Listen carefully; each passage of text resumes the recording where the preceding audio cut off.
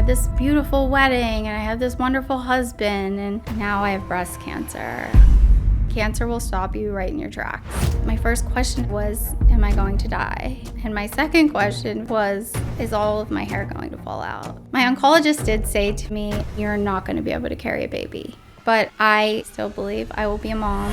You brought everyone in your community on that journey with you. So many people have become inspired by it. So many people have become saved by it. This is my purpose.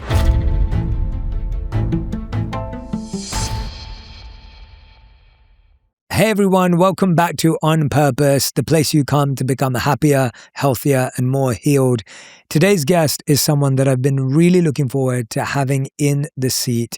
I really believe that On Purpose was created to document and share and introduce you to stories like these that hopefully help inspire your own journey, help and support you in your difficult times, and give you a sense of meaning and purpose when things around you seem extremely challenging.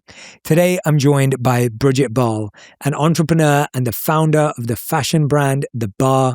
Bridget has also built a powerful online community where she shares openly about faith, relationships, and her life. Over the past year, Bridget's life took an unexpected turn when she was diagnosed with breast cancer. Since then, Bridget has continued to share her journey with honesty and resilience, speaking about how experiences like this can reshape what truly matters. Please welcome to On Purpose, Bridget. Bridget, it is such a joy to have you here. I've been looking forward to this for so long. I want to first of all say how grateful I am that you made the trip over here. You just mentioned to me as we were walking here, this is one of the first times you've really been out of your home. I'm so thankful and appreciate you so deeply for coming. Thank you. Oh my gosh, thank you. I feel so cool that you wanted to have me here. Woo! Yeah. So thank you for getting me out of the house and pushing me a little bit, because I do believe that we can help people. And yeah, I'll get more comfortable. Don't worry.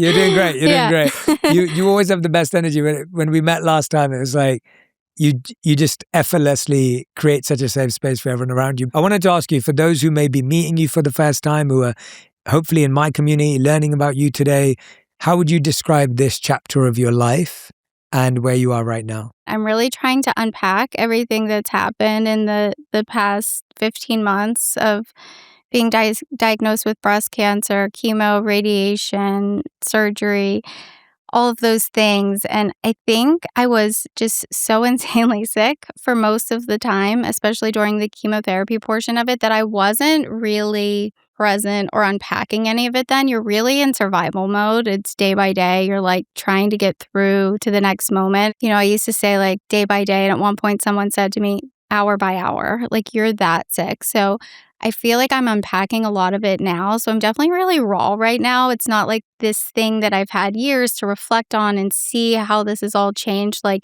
this is kind of happening now live in real time every day. And it's really beautiful. And like, I don't know, like there's just so many good things that came out of this. Like it's kind of crazy to think about. I really admire you, Jay, and like what you do, and you really change people's lives. And before this, you know, I had a fashion career before I was on Instagram, and I've been an influencer. You know, before that I was a fashion PR girl. I saw you went to the Saint Laurent show recently. I did PR at Yves Saint Laurent for years. I lived the whole Devil Wears Prada life. I feel like I've had a few fashion lives, and I feel like everything was really like that movie in the sense where it was like belts and like crying and drama, and I really appreciate the discipline and everything I learned from that chapter of my life. But I never really knew that I would have an opportunity to save someone's life, or, you know, speak out about something so relevant in women's health that I could really change someone's life or save someone's life, which people have wrote me and said like, wow, Bridget, I went in, I got checked because I've been watching your Instagram and I have breast cancer. But I have stage 1 and I'm not going to have to go to chemotherapy. And so I just feel really like honored, and I feel like to whom much is given, much is expected. So I feel like I'm just trying to really honor the moment and do the best I can. And I'm really excited to meet some of the people and the women I've talked to. And one thing I remember like walking into chemo And like I found this quote and I really try to live by it now, but it's what's the best thing that can happen. So it's like, Mm, yes, I don't have anything figured out. Who really cares? Do you know what I mean? Like, what's the best thing that could happen? Let's see what God has for me instead of me trying to always yeah. figure it out and find the husband and put the guy in there. It's like, just like let him do something, you know? And like, cancer has a lot to do with like control and the illusion of control. And like, Mhm, it really strips you of that. I was a control freak. I think I still am a little bit, but like, you don't have control over it. Like, it mhm. takes that away from you. So it's like all you really have is like your mindset and your hope and your faith. And like, that's all I ever really had. Even Exactly. before cancer, I just thought I was in control before, but Yeah. now I know I'm not, unfortunately. Yeah, I hope that answers the question. It does. It does. It's such a. I want to take a moment to just acknowledge how inspiring I think you are, because I've had many friends who've gone through the battle with cancer, and I know how hard that is, let alone having to document it and share it. And you did that. You brought everyone in your community on that journey with you. And I can't even begin to imagine how difficult it is to go through what you've been through and document it and share it. And like you said, so many people have become inspired by it. So many people have become saved by it. So many people have become aware of, what you go through and what others go through during this time. I wanted to ask you that. Now, I saw you on Instagram, and I was just talking to Mike right now, but I saw on Instagram that I think you have 2 more treatments left, but he was saying One. 1 more now. Yeah, he Yes, just told me, he yes. updated it for me. 1 more treatment left. Like, what does it feel like to be at this stage? As you said, you're not years away from it yet. It's not. Talk to me about what goes through your mind right now. Yeah, right now I think I'm dealing with a little bit of grief where during, people would ask me like, "Oh, you're grieving your old life." And like I said, I was too sick to think about all of that. Like, you're really so sick. And that was one thing I struggled a little bit with sharing because I really wanted to share it, especially after one person even wrote me back and was like, "You saved me." Like, I would not have gone.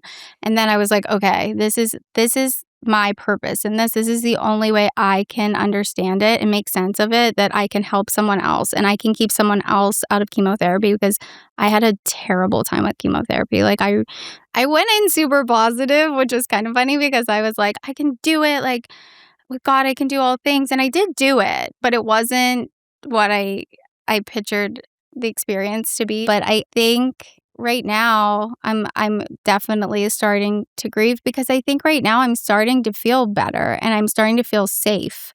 And I'm starting to feel safe in my body. And I think there's only so much I could tolerate at once. And when you're so sick, I don't think my mind could really open all those doors at the same time. Their survivor's guilt is such a big thing because I'm also like grieving, but I'm like only letting myself grieve for 15 seconds at a time. And I'm like, oh, I should just be so happy that I'm alive. Like, so many people don't live through this. I'm so lucky. But so, like, I'm trying to figure out those sort of things, like the balance of like honoring what I went through and honoring that that was hard and that's okay. That was really hard, but also like I lived, so I don't know, I'm struggling a lot with that right now, the survivor's guilt, Hmm. because even when I went to ring the bell, like, I didn't wanna do it. I don't know why. You would think you would be so excited to go and ring the bell, and you can ring the bell at any time. You can ring it at the end of your chemo, at the end of your radiation. I just kept putting it off and putting it off because I think I wanted to ring it when I felt like, "Okay, I'm gonna feel a little bit better after I ring it." So I waited and waited and waited, and then the day I was meant to do it, I told my husband, Mike, I said, I don't wanna ring it. I don't wanna ring it." And the only thing that got me to ring it was I was like, "Maybe it's not about me." Maybe every time I would be at treatment and I would hear someone ring it, it would spark such a joy in me, and I would be like, "Yes," like, so happy for that person. And so I was like, "Maybe that's why I have to ring it today. Maybe it's for someone else who's here in this building who needs to hear this bell rung, and it's not even about me." Because to me, it felt like a lot of pressure to ring it because then everyone just expects you, because I think people deep down just really wanted me to be better, and I wanted to be better, but I was like, if I ring it and then I don't feel better, I'm gonna be all mixed up, and that's Yeah, kind of a yeah. scary, weird thing in a weird place, you know? Thank you for letting us into your mind right now and heart, and It's a little mixed up, but no, that's, like, it's kind of how it I mean, you're goes, very you know? coherent in explaining it, so just for what it's worth, the way you're sharing it is actually making a lot of sense, and it's really helpful, I think, because we don't often get to talk to people in this very important moment. We talk to people, like you rightly said, like years after, and then it's all memory, whereas right now it's all real for you and you're living through it. Talk to me about what your day-to-day looked like before the diagnosis. Like, what was your day-to-day like? Yeah. So before, the C word, cancer, before being diagnosed with breast cancer, I was very much wrapped up in hustle culture. More is more and more, produce more, do more, have more success, find more success. Really just always pushing myself to be better and do better. And I mean, cancer will stop you right in your tracks. And it says, nope, that's not what we're going to focus on anymore. When I found the lump, I was on my 6th round of IVF. So I got married when I was 40, which I guess is later in life. We live between Dallas and New York, and it's very late in Dallas, and it's sort of okay in New York. It's kind of interesting, but we could have gotten married when I was like 38, 39, and we chose to do family planning. And there's a big difference between the amount of eggs you can get when you're 38 and when you're 40. So I was like, that's really important to me. I have always believed, and I still believe, I will be a mom and Mike will be a dad. And so we were like, that's really more important to us than like the party. So let's do that and plan the wedding while we do that and then have that. So I did a bunch of rounds, and then I got 2 embryos, and then we got married, and we had this like beautiful, amazing wedding. I'm so into aesthetics. I love planning things. It was like a really joyful, fun, cool thing we did. But I felt good going into the wedding because I'm like, okay, I have 2 embryos. That's like what I'm believing and choosing to believe. So after we got married, I wanted to do like 1 or 2 more rounds because there really just is such a big difference. Like, I don't want to give the numbers because I'm not a doctor, but in these ages between like, it's 35 and up, but like when you start hitting 38, 39, like it's a significant difference. Like it's like huge, the amount. Okay, we do another round of IVF. During that round of IVF is when I noticed a lump. And I was like, it's really crazy because when I found it, it was, and I'm a petite person, it was bigger than the size of a golf ball. So, and I wasn't sure that I even could feel it because, we grow up or I grew up, I grew up with a single mom, and I remember in our shower, she had this little thing on your shower, and it was like these hand sketches of how to do a self breast exam. So, you know, I was doing it. You never really knew, or I really knew if I was doing it right or whatnot, but I felt something. I live with a doctor, so I'm like, hey, feel this. What do you feel? And he's like, oh, I'm not sure either. Like, it was bigger than a golf ball, but it was so far deep back, like deep in me, and I have dense breast tissue. It makes it harder to feel for lumps. And I had always read that it would feel like a hard marble. And it can feel like a hard marble, but mine did not. You couldn't tell for sure if there was something or not. In my mind, of course, every woman would think, oh my gosh, is it breast cancer? But I grew up in a pretty big family. My mom has 5 sisters. My dad had 3, both of their mothers. No one has breast cancer. No one had cancer at all. And I don't have the BRCA gene. So it wasn't super high on my radar that like this is cancer. And it's very easy on a flag to just be like, I'm sure it's not. I'm sure it's the IVF medications. I'm sure it's a cyst. I found it, or I felt something, and it was on my mind, and I knew I was going to see my fertility doctor the next week. So we go in, and I tell him, and he's like, okay, like you have to go in for a mammogram. I'm seeing this like every week. And I was like, oh, okay. Like I still just, I'm kind of like positive, and I was kind of like, I'm sure it's fine, but like, yeah, of course I'll go. So I go in for my mammogram the next week, and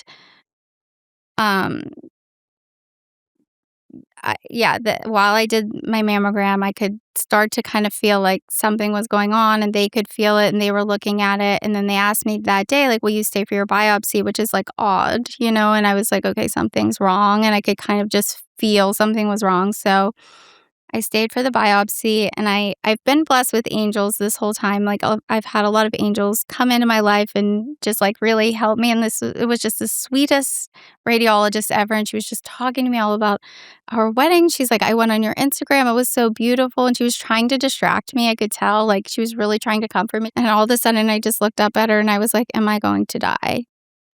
And she said, I think you're gonna need some chemotherapy," because she could tell I had swollen lymph nodes, which means it's traveled likely. I mean, she couldn't tell. She was biopsying my lymph nodes and my breasts. So she said, I said my first question to her was, "Am I going to die?" And my second question, very shortly after, was, "Is all of my hair going to fall out?" Which is kind of interesting. Do you know, like, am I going to die and is all like back to back? I think that says a lot about women and our identity and just where I was in my life. I had this beautiful wedding and I had this wonderful husband, and now I have breast cancer, and I was family planning, and it was never like this perfect situation. I was open about doing IVF on Instagram because that just, to me, it's like I don't know how I could not talk about that. It's very consuming, and I wanted to be upfront about it. And then now I'm like, "Oh my gosh, I have breast cancer." Like, what? Like, yeah, so I don't remember what we're talking about. No, I'm no, just no, kidding. no, no. But You're doing amazing. Don't stress yeah. at all. Like, thank you for giving. The amount of detail. I feel like I'm living it with you, and it's helpful because, again, like I think, like you said, I'm sure there's so many women who feel something and aren't sure and let it go, or like you said, you're generally, a lot of us are positive about things, and we want things to just be good, and probably won't happen to us, and then all of a sudden you realize. And I remember seeing you posted this on Instagram, and I'm bringing it up because we'll put it up as well in the edit, but you put it up where it's I think you FaceTimed Mike to tell him about this. And you had, you posted, our husband's reaction to finding out I have breast cancer. What was, after the first two questions you asked, what was the first thought that went through your head? And then was Mike the first person that you called as well? Yeah, I mean, I was texting him the whole time I was there. It was actually really interesting. You could see our wedding venue from, like, this room they had me wait in, and I was just like, "What's going on? Like, this isn't how it was supposed to be," and I was just spinning. Like, I don't really even remember that much of that day. One of my thoughts soon after was, "I'm so glad it's me, and it's not my mom, and it's not Mike, because at least I could do it. At least I had to go Wow. through it and be strong." I would have found that so much worse to, like, I would have rather been the one going through it than, like, I don't know. I can do it. So, Wow. I mean, I didn't wanna do it, but Yeah. you kinda don't have a choice, right? So it's like, what are you gonna do? And, like, I got saved, like, 10 years ago. I mean, I grew up Catholic school, checked all the boxes, did all the sacraments, but, like, I was just sort of checking boxes. Like, I wasn't. Now I'm, like, in constant comms with God. Like, he is sick of me. Like, he's like, "This girl, like, oh my gosh, like, we know, Bridget," it's like downloading, texting all day. He's probably, like, leaving me on red, like, "We got it." Like, it's just a lot, And, I'm just, like, I feel like I have that relationship, and that's, like, what changed for me, and from, like, I went through a phase in my life where I felt like I really hit rock bottom, and I just went to God in a really sincere moment and was like, "Okay, my way doesn't work. I'm finally ready to admit that, like, I wanna try it your way." And it was just, like, this sweet little moment of surrender, and I was living at home with my mom in Pittsburgh. I had this life, right, where I grew up with a single mom. I watched her struggle my whole life. My dad left when I was 4, and I was I watched her struggle with money and things, and I was just, like, hell-bent on, like, I am not gonna live that way. I am going to move to New York City, had never been to New York City, and make it, and I'm gonna work in fashion, and that's what's gonna happen. And I went with $200, didn't know a soul, kinda didn't like it when I got there, but I had said so many times I was living there, I had to stay. I couldn't even get a bank account. I remember, like, I was like, why won't you take my money? They're like, you don't have any. Like, you're at risk. You're a liability. Like, we don't want you. And I was like, wow, I can't even get a bank account. Like, and like, I just worked and worked and worked and like outworked everyone and just kind of got where I wanted to be.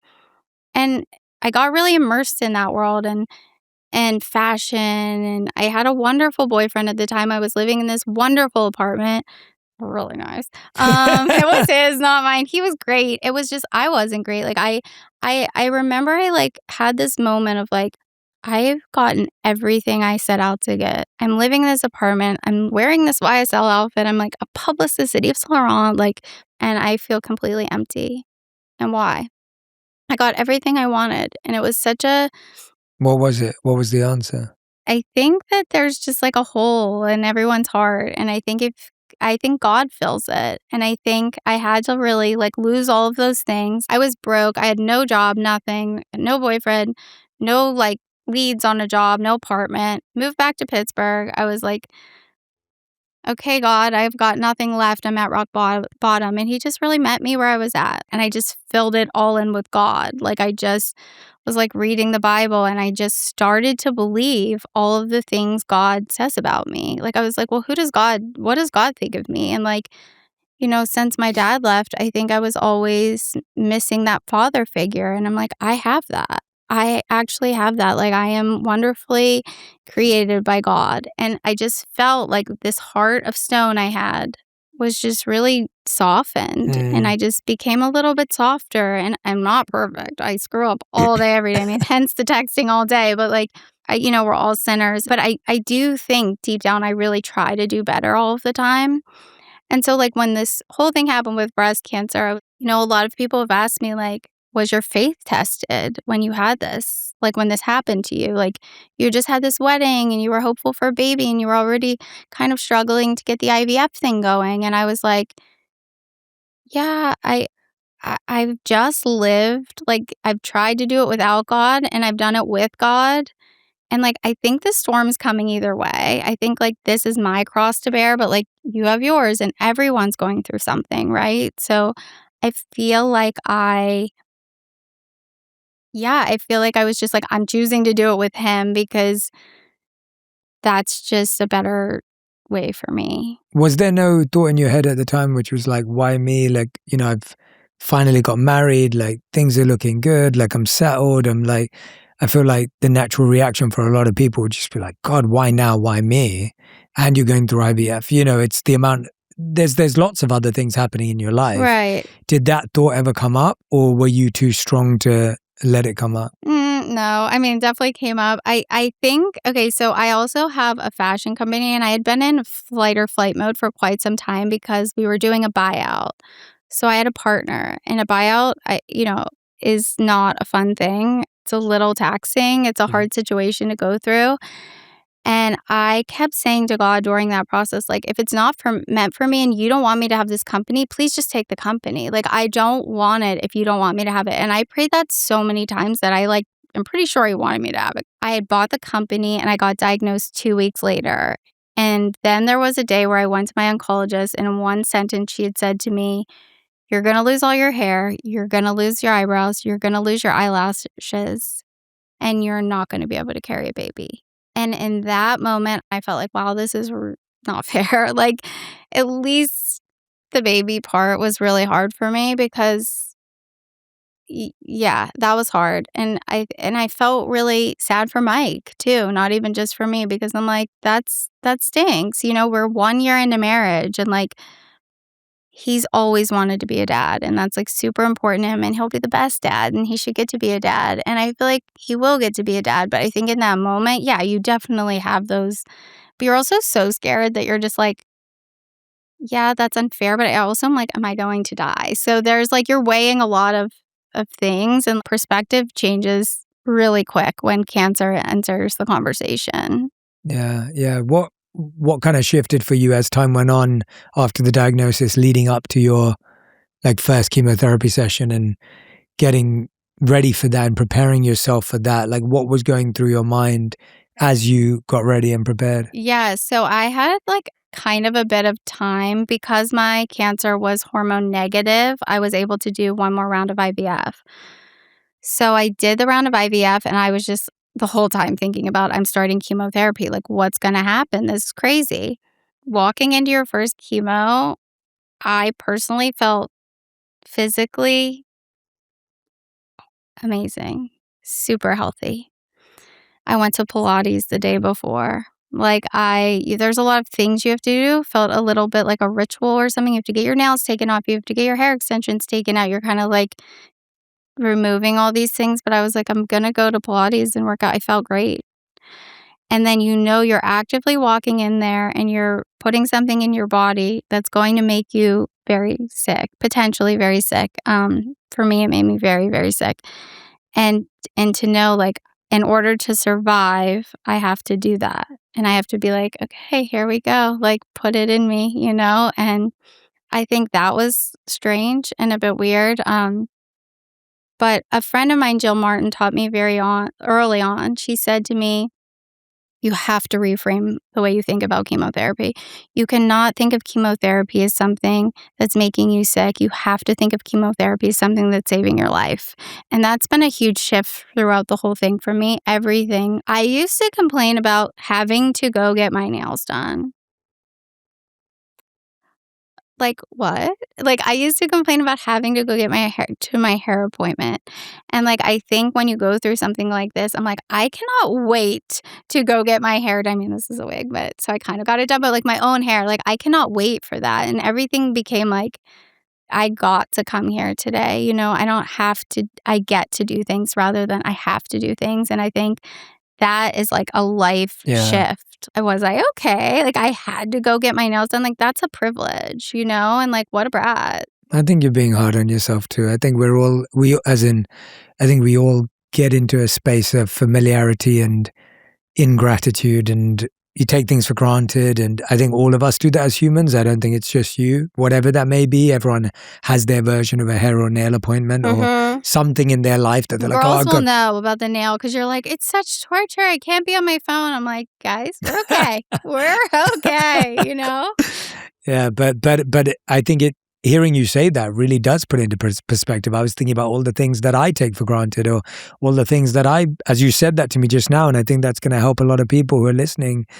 I was just thinking about all the things I say, oh God, I got to do this. I got to do that. Oh my God, I have to do this. And it's like, I have the ability to do it healthy and well. And that is something that you can't underestimate.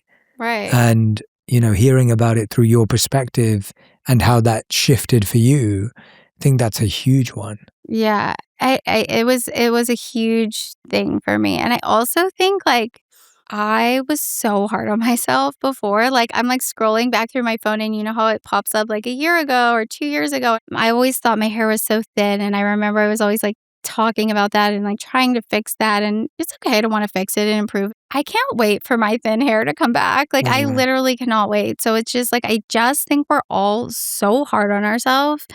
Just know that it's like, I mean, I'm still learning too, but I'm just like, as I sit here with the big wig on, but like, like I got to wear a wig today. I'm kind of pumped. Like we're like really picking on ourselves a lot. I want to somehow be able to teach girls that, or like give them that perspective. I don't know how, but I've felt that like we're so hard on ourselves.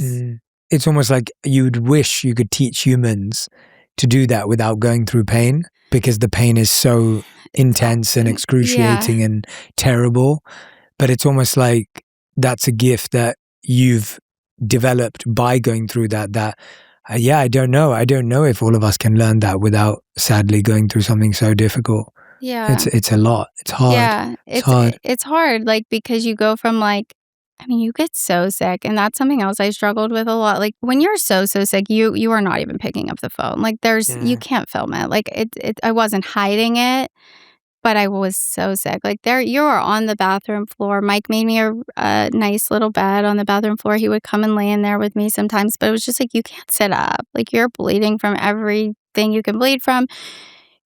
Every day, it's like every part of your body. I mean, I didn't know anyone was sitting at their house that sick. Like I pictured I would get sick, but I did not picture, and everybody does handle it differently. I don't know that everyone gets this sick. My oncologist did say to me at one point, like, some people tolerate it well and some people don't, and then there's you know, so I think I had a bad go at it, but I struggled with showing it a lot because I definitely wanted to show more, but I also didn't want people to pity me, and I didn't want it to seem performative.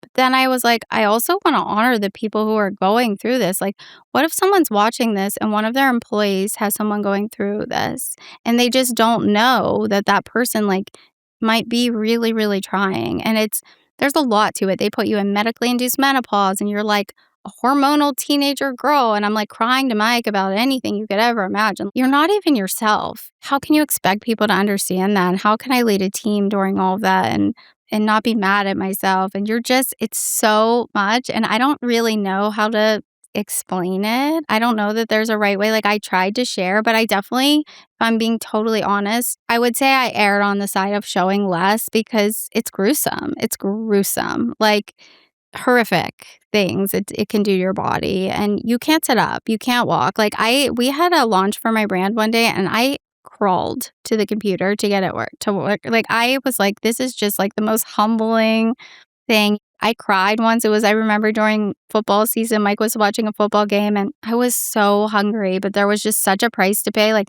I had a lot of GI issues and there was such a price to pay if I ate that I was like starving, and I'm not good at starving at like to eat. And I was just crying, like watching these commercials and I just want to eat. But I ordered food once and like chew it and like spit it out because I just wanted to eat so badly. But there was a price to pay. It was coming out both ways. Everything you could imagine, everything is inflamed and congested. And it's not just like you're throwing up, you're like in major pain. And like my teeth have completely rotted, like from all of this, like just things you don't want to. I didn't want to show that. I wouldn't be mad if someone showed that. I hope someone does, but I didn't want people to pity me. So I didn't know exactly what to do with it there. So I just went day by day and yeah, did what I could. I pushed Mike to remind me to post, and he was like, "Sweetheart, just like don't." But I was like, "But the only purpose I feel in this is when people write me and they say, I went in, I got checked, I'm not gonna have to do chemo, Bridget." Like, I was like, okay, there's something in this. Yeah, that's helping so many people. Even you talking about it here right now, I'm sure there are so many people who go and self-exam and Self-exams, do your exams, like, please, please. Like, I'm like begging people. I'm like, please do it, because before I went in to see my oncologist, I was like, I need to like have her do a self-exam on me. I need to just figure this out. And like, this was the night before my appointment. She's a very proper, amazing oncologist. I want her to do a breast exam on me and I want to film it. And I'm like, but I'll be like flagged for my nipples being out on Instagram, right? So I'm like, Amazon Prime, what can I get, right? And I'm like looking up pasties that you wear to like a rave. I could only find like this red glittery one. She walks in the next day. I'm like, can you teach us all how to do a self-exam and can I film it? And she's like, what is that? Like, I literally had disco glitter pasties on and she's like super serious. But like, it got sent to like 70,000 people. Like, and people were like, I've never known if I was doing this right. And like, she can explain it better than anyone else, right? And now I feel like even watching that, like, I know how to do one. And I think if anyone takes anything from this, like if you're listening to this and you're hearing this, like just right now, just like let's have a feel, like let's tonight do our self-exam. And what you're looking for is like you have to know your body, know your baseline, and you're looking for a change. So any change. And then you get checked and you don't let yourself put it off because it's scary. That's what people tend to do. But there is no instance with this where finding out sooner is a bad thing. You know, it can definitely keep you out of chemotherapy. It can keep you at a lower stage. Like it's so important. So yeah, go in, get checked, and like just watch my video that I made and see me in my disco, you know, rave party outfit. What does beauty mean to you today?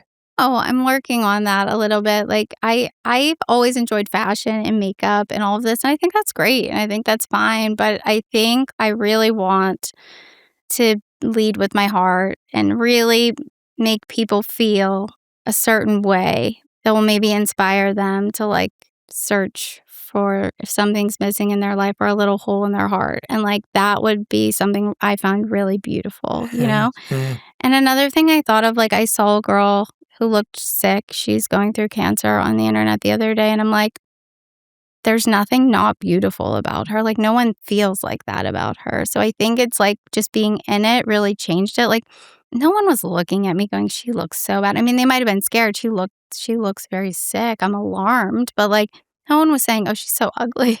You know what I mean? Like, it's different. Mhm. I think we're just, again, it goes back to being like our own worst critics and so hard on ourselves. Yeah, thank you. Well said. I wanted to ask you two questions.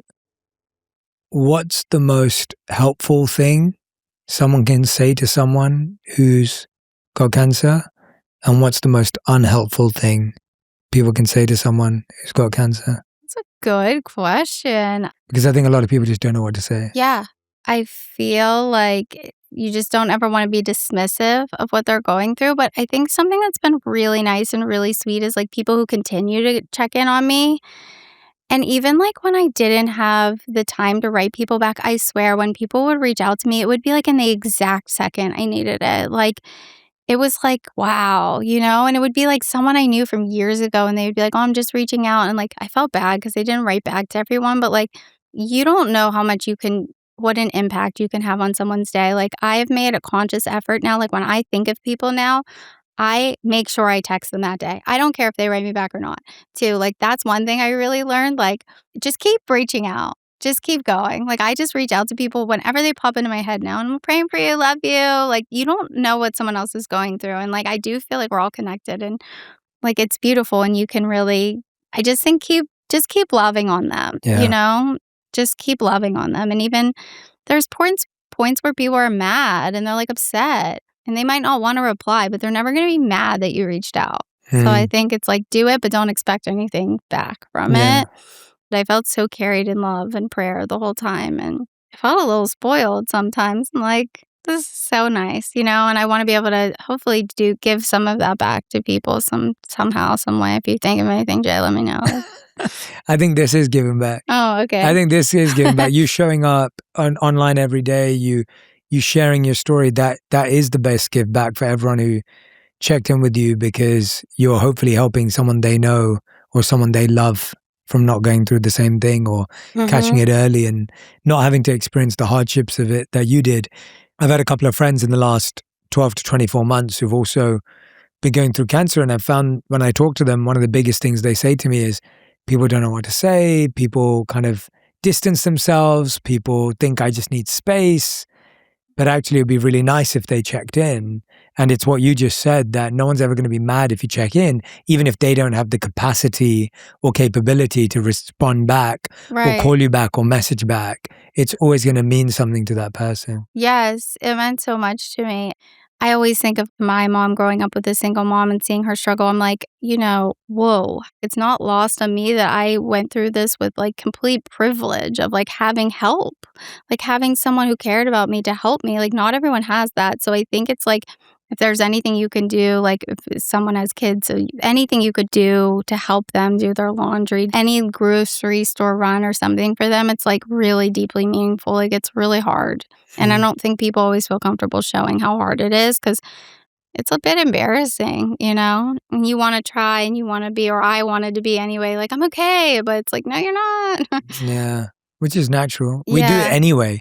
We do it even when we don't have cancer, right? Yeah. We all act like we don't need help and we got it all together and we're okay. And so when you have something that you're worried about and concerned about, you talked about, you know, Mike there. I think what I find it's so beautiful watching you both together and what you did share from the journey of just how engaged and present Mike was throughout the whole journey. And I think I always find it fascinating because, of course, on our wedding days, we all make this commitment of in sickness and in health. And we've all heard hundreds of people say it, or maybe, you know, tens of people say it. We've seen it in movies. We've, you know, whatever it may be, you hear this statement again and again, and then people are actually, you know, Sick. yeah. And then you actually go through that. Talk to us about the realities of what it took. You know, I think Mike also went down to like, you know, cut days at work to be there to support. But I'm sure it's not easy for you either, because you're going through this very vulnerable thing with your partner. That's not easy on your side. Talk to me about the realities of what it feels like to go through cancer, even with someone you love and that loves you deeply. Yeah, I mean, it was hard for me at first, like I said, because I had grown up, like, always being really independent and wanting that for myself, and I think God was like, no, you're gonna learn to trust a man, and you're gonna have to lean on him, and it is what it is." And I found that really hard. I mean, I straight out the gate, this is 1 year into marriage. I'm like, "Sickness and health, go, buddy. Let's see what you got," and he really put himself second, and I came up with this whole, like, choose your husband like your life depends on it, because I can't imagine what I would have done without him. Like, he's a plastic surgeon, and he has been training for this moment for 17 years. So you get to this moment, you open your business, you pass your boards, and now it's like, "Oh, please step away from your business and learn how to do a fashion company," because she just bought it, has debt, and now owns a full company. So it's a lot to put on someone. And I think chaos reveals character, right? And one thing I did before I met Mike was I made this like husband list. I used to talk about it on like TikTok or Instagram a long time ago, but it's not like, oh, abs and a corner office and status and all this stuff. It's much more like character driven. Like, does he love his mom? How does he make people feel? What does he leave in the room? Does he have any friends? Does he care about people? Because at the end of the day, life is going to get hard, and those are the things that are going to matter. On our first date, I remember Mike telling me like his parents have been married for 40 years, his grandparents are married for 70 years. I was like, oh, he's like hitting these things on this list I wrote over here. But the list is even. Tell us about what was on the list. Yeah, it was like, does he love his mom? What do people say about him? Do people like him? Like, I that was a big one on my list. I was like, I really want everyone to love him and just think he's great. If someone wouldn't like Mike, like, that's kind of odd. Like, he's a really good human. Like, he's just like a great person. Like, I want to be like Mike. Like, he has something he was passionate about. Is there something he loves? Do we align on our values and our faith? And like not letting anything go off the list, like not seeing potential in people. Oh, can I change this in this person? Like, I'm so attracted to them. My date with Mike, when I walked in, that was the first time I think I walked into a room thinking like, do I like this guy? And it wasn't like, does he like me? I was really good in the sense of I know who I am in Christ. I know God loves me. I know who I am, and I know what I think I need. And if I just give this to God, I'm going to believing that he's going to find this guy for me, rather than me trying to make all of these exceptions to these rules and like make it work with these other people that it's not working with. And like looking back, I'm like, wow, God really sees your whole story beginning to end. Like, he even knew I needed a doctor. When we first started dating, Mike, it was always easy with him. Everything. To the extent that I was like, oh, am I like not interested in this? Is this? Oh yeah, it was so peaceful that it felt unfamiliar. Yeah, like I was sort of like, maybe he should be my friend. Yeah, like yeah. I don't feel this, because I wasn't like waiting for him to text me and all of this. He was just texting me. He was just pursuing me actively. And I didn't really know what to make of that. There were no games. So I almost got confused by that. And so thank God I had that list, because I'm like, well, he's not breaking anything on the list. But I was just like, so what I did was I like took counsel. I asked married people. I'm like, there's this guy. He's this like really hot doctor, which also like I didn't want to go out with him for 6 months. I did not want to go out with him because I was like, he looks like a model. And like, I want to be the pretty one. But like, I got over it. And like, he wore jeggings. I remember I was just like looking for problems. But like, none of the photos on his Instagram were just of him, which I was like, that's a good thing. That's a good thing, because like, even though that wasn't on the list, like, that says a lot about you care about people. You're with your mom, your brother, you have some friends. Those are great things. Those are telling things, And so, yeah, but I did get a little bit worried at some points, asking my married friends, being like, I don't know, guys. He's like always writing me back. And he like wants to hang out every day. Like, it's a little weird. And they were like, and he has a job and he likes his mom and he's a good person. What's the problem? It's like, but what do you think that is? Like, why are we all doing that? We don't have a history of peaceful, clear contact. And therefore, when someone finally does that, you kind of get spooked. Yeah. And you're like, what's going on here? Like, you're not meant to do this. You're meant to make me feel nervous and anxious and all the other emotions that aren't healthy and helpful, or in that moment at least. Yeah. And so I think we're all looking for that kind of like racy feeling. Like the butterflies. Yeah. I felt like I liked him, but I didn't have this like sinking pit in my stomach at all times. I mean, there's a study that shows that what we feel when we say the butterflies is you're feeling excitement and stress at the same time. But when someone messages you back, you only feel excitement and clarity. Mm-hmm. So you don't get the stress, but it's the excitement and stress together that creates that nervousness. But when someone actually is just, as Mike was, messaging back and, pursuing you and being really clear about it, we're like, oh, wait a minute, I don't feel the stress. Yeah. And the stress is what makes things exciting. But, we know that's not true because, hey, when you're actually married to someone or you are in a long-term relationship with someone, you don't want someone that causes you stress. You don't want to come home to a stressful person. You don't want to wake up to a stressful person. You don't want to, that's not what you're looking for, Imagine the guy not calling me back when I was going through my chemotherapy. I made one video and I was like, the guy who's not texting you back is not the guy with you in the middle of the night in the emergency room. Like, Yeah. I had my big faux fur on and he's just sitting there like, what can I do to help? And it's like, what are we doing? What was I doing? How did you two meet before that first date? Yeah, the old fashioned we met through friends. My one friend, she's an influencer and her husband's a plastic surgeon. They were in the same residency at NYU and she kept telling me to go out with him. And I would just be complaining about these guys I was dating. And I would just be like, oh, should I text him back? And it was all this plotting and all this stuff. And she's like, really think you should text Mike? And I'm like, he looks like a model. And she was like, but just take that out of it. What is the problem? And I was like, I don't know. I was like, he's not my type. And she's like, you're not married. You don't have a type. You have a lot of people that aren't your type that you've dated. Talk to me about that idea of there are so many women who feel, if I'm not married by 30, if I don't have kids by 35, you got married when you were 40 and life will continue from this point onward. And it's like, you never felt behind or didn't allow yourself to feel behind. Well, I did. I felt behind. Yeah, I felt behind, but I was so consumed with work. That was a big thing for me because I think just growing up with a mom who struggled, it was the number one thing. And until I felt like I got myself to a point where I was financially independent or in a good place, I wasn't as focused on it. But then, I was like, oh no, I want to have babies. So it was okay that I had to be laying in bed for a year. I've been out for a lot of years. That was kind of when my platform was built by accident, I guess, before cancer happened. It was a lot of girls would come up to Mike and I in New York City mainly. And they would say, oh my gosh, you guys give me so much hope. I'm 32 and I haven't met anyone. And I met Mike when I was 35.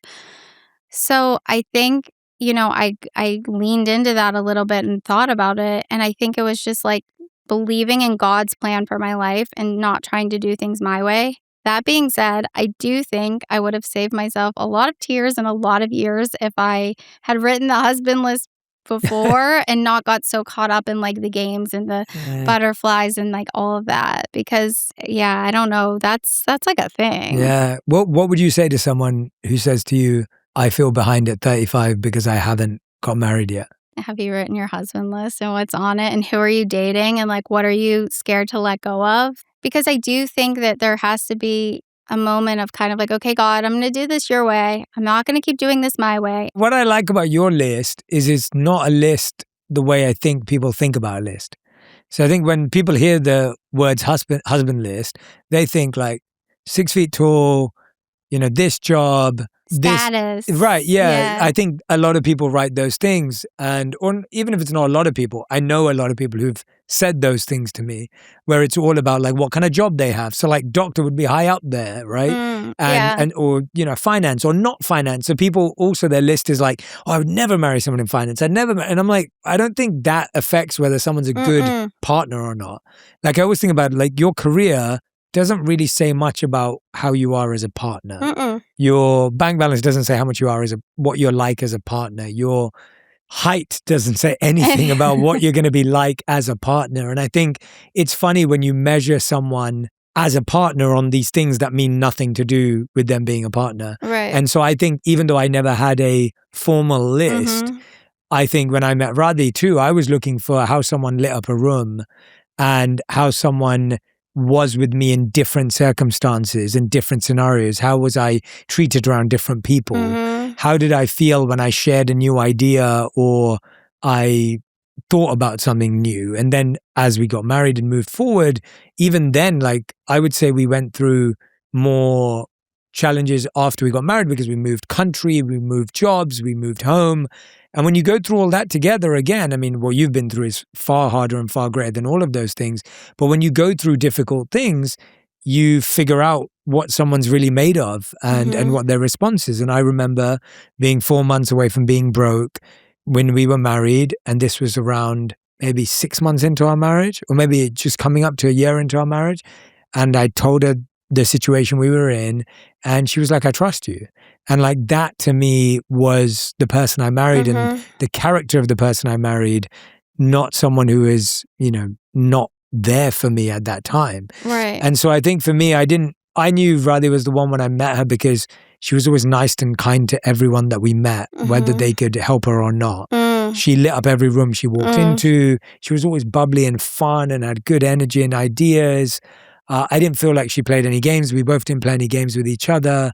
I was really sure about who I was when I met her, and that didn't scare her and didn't intimidate her or didn't make her feel any other way. And she was still learning and curious about who she was. And I love that about her. Yeah. So I think to me, it was more about... You had a list though. I did. That's what I'm agreeing with. No, that's what I'm agreeing with you. I'm saying it wasn't written. Like written down. Exactly. But it was there.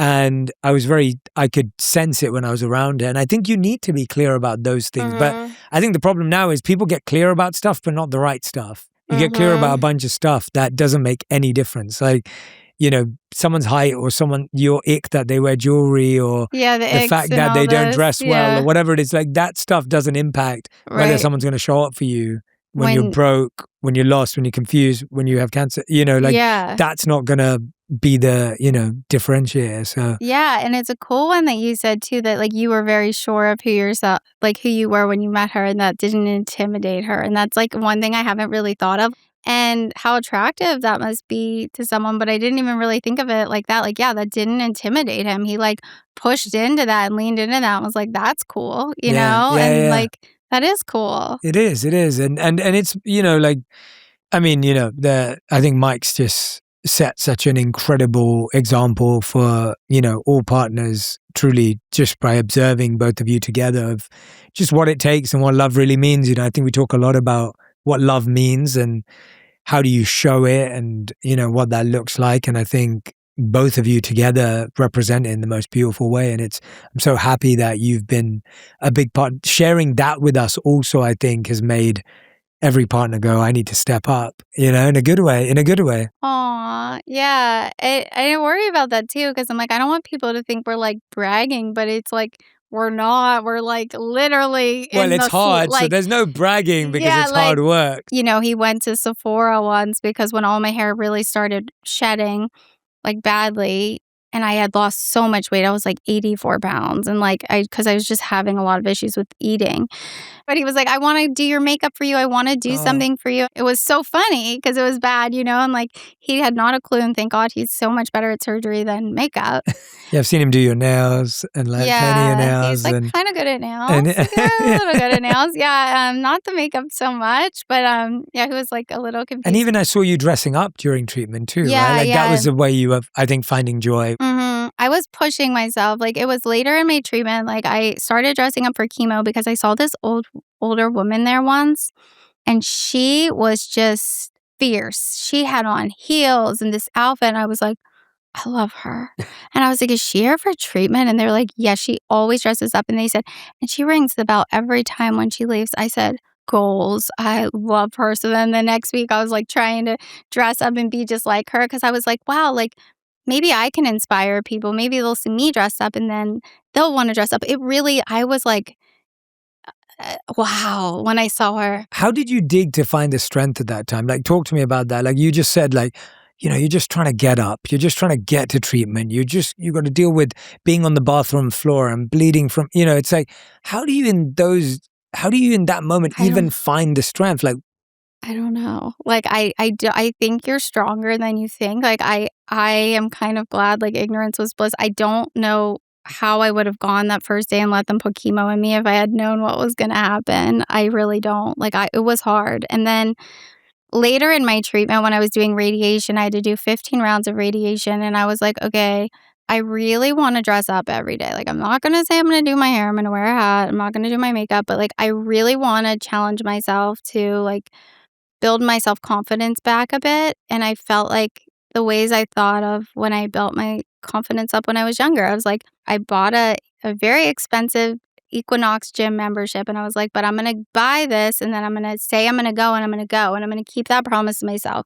And as I keep doing that, I'll start to believe in myself. So it's like, I am getting dressed for this no matter what, every Mhm. day, and I did not want to, but every day I just remember being like, "But I only have to do it 14 more times. I only have to do it 13 more times."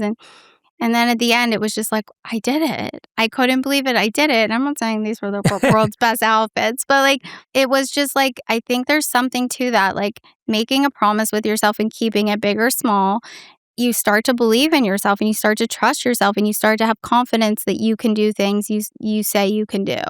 And I think that like helped me a lot, like a lot more. And it seems so small and like, I mean, literally putting on an outfit, but it was huge for me. I remember being like, wow, I did it. I couldn't believe it. How did you not get defeated every time? Because, like, you know, I think a lot of people, when you're going through something like this, you build yourself up, you prepare yourself, you get ready, and then you still got to do another round. You still got to do this. You still, like, how did you not let yourself get defeated? Yeah, I mean, I got defeated sometimes Mm. and I would just try to go back to like spinning it to be like, I get a chance to live. I get a chance to go on and live and Wow. I can do it. I right when I got diagnosed, I didn't show this because I was like, I'm a little cuckoo, but like I embroidered healed on everything you could ever imagine. My sweatshirts, Wow. my bags, everything. And every morning, thank you, Jesus, for my healing. Thank you, God, for healing me. I was not healed, and I'm wearing a sweatshirt to Memorial Sloan Kettering, a cancer center in New York City, healed. I was just writing it everywhere and I was just believing for it. And like, I guess I didn't see a point in not believing for it. Mm. Like, I just like, I don't see a point in, like, not believing I'll be a mom. Like, I believe. I just believe it. Now I gotta go write mom on everything, but I just believe, like, I don't know if it will be the way I imagined it to be. Like, that was a really hard time for me the day that they said, "You won't carry a baby." And I'm still like, "Well, maybe I'll carry a baby." Like, I'm, like, very I don't know. But I believe I will be a mom in some way, shape, or form, whether that's adopting or we actually have a surrogate now. So, Oh, I'm so happy to hear that. It's amazing news. yeah, we're working on that, and that's, like, a quite a long process and, like, such a beautiful thing, and that someone would wanna do that and feels really called to, like, make someone else a mother. Like, I think that's so beautiful. And I just know Mike will be the best dad and he deserves it. So You both do, for sure. thank you. Yeah. Yeah. Talk to me about your talks with God during this time. They're really raw. What They're would you not this like a yeah, little Catholic Bridget who grew up like, oh, I'm like, what the heck is going on? Like, this is like, it's like honestly like texting with someone that I could say anything to, and do you I, actually text? no, No. it's like in my In my mind. mind, okay. I do it all day and then I try to make time like at night and I like download everything, but he already knows. Like in my mind, that's what I believe that he Mhm. already knows like everything. He knows all of our thoughts. He knows the number of hairs on our head. Like I am like TMI. I'm kind of just I think he's sick of me. I'm like he's probably like heal the girl enough. I don't want to hear from her anymore. I love your sense of humor. Talk to me about, we were talking at the top about grief. And as I'm talking to you, there's so much joy and gratitude and resilience that you demonstrate, which is just you inspire me so much. Like, Oh wow, it's just thank you. whenever I'm around you, I just feel so moved, truly. Yeah, Really? by your faith, And by you're your like, you do no, a no, lot. no, You're no, not giving no, yourself any no, no, no, credit. no, no, no, Bridget, this is about you. It's about you. It's about you. And I mean it. Thank you. It really moves me. I wanted to ask you, how have you learned, or how are you learning right now to hold both grief and gratitude at the same time? Yeah, I feel like that's a really hard question. And I feel like I said, like, I don't think I know how to do both at the same time. Like, when I was really sick, I wasn't grieving yet because I was so scared. I was like scared I was going to die. And I've never had that before. I've never lived a day in my life before where I was like, am I going to It's live? different. Yeah. So you're not like balancing much. You're like getting through it, day at a time, hour at a time sometimes, and you're just trying to put one foot in front of the other and like get through it. I think the grief is coming more now because I feel more safe now. And I feel like, I feel like now I feel like I'm going to live. I hope I'm going to live in that, Yeah. We want you here. yeah, and so now I'm kinda like, "Whoa, what just happened?" Like, it's survivor's guilt too. It's really hard because, like, not everybody gets what I just got, so it's hard to say. I feel really, like, like, I'm struggling with that. I do think I need to let myself lean into that a little more and definitely I need to do some work and some work on myself about letting myself feel the feelings that just happened, but I'm not doing great at that yet. Right now, I'm being very like, oh, I should just be happy that I'm alive, So some work to do there. Do you have any advice for me? How do I do that?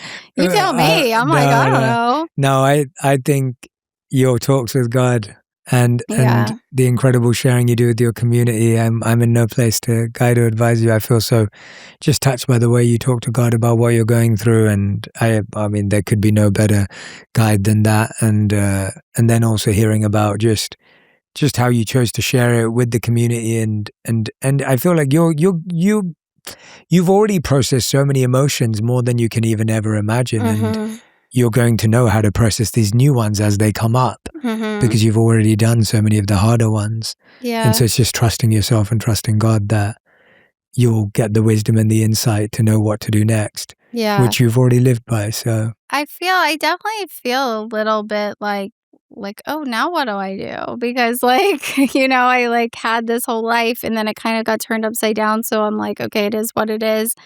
But now it's like, what do I do? Do I go back to talking about clothes or, and it's like, I'm definitely grieving who I was. I don't not like think she's coming back. I don't think that, I think there will always be that. And then like before and after cancer, I don't know that it's not a blessing though, because like I get to live my life through a different lens. I hope that other people get to see that through me. Like, I hope that they get to, what's the saying? Like, healthy people want a lot of things, but sick people, they only want one thing. And it's like, I hope that people just, it can be a small reminder to them to like, if you're like listening to this today and you're having a bad day, but you have your health, like, the world is your oyster. You are so blessed and so lucky, and there's so many things, circumstances that we can change and work on, and to just maybe if you could just shift that to gratitude a little bit for what, there's always something to be grateful for, like I was really grateful that I got to do cold capping during my treatment, and it sucks, like, but I was so lucky and blessed to be able to do that. Not everyone gets to do that, and I kept some of my hair, and I'm like, wow, God, you are just like spoiling me rotten. Like, I am even keeping some of my hair. Like, I don't know. I hope I figure out what to do next and how to merge. And I don't feel the exact same pressure I felt before. It's like post every day and all of this because I'm kind of just like, I need a beat. Like, I need to figure out, but I don't know. I don't know. What do I do? Send tips. Tell me. I don't know.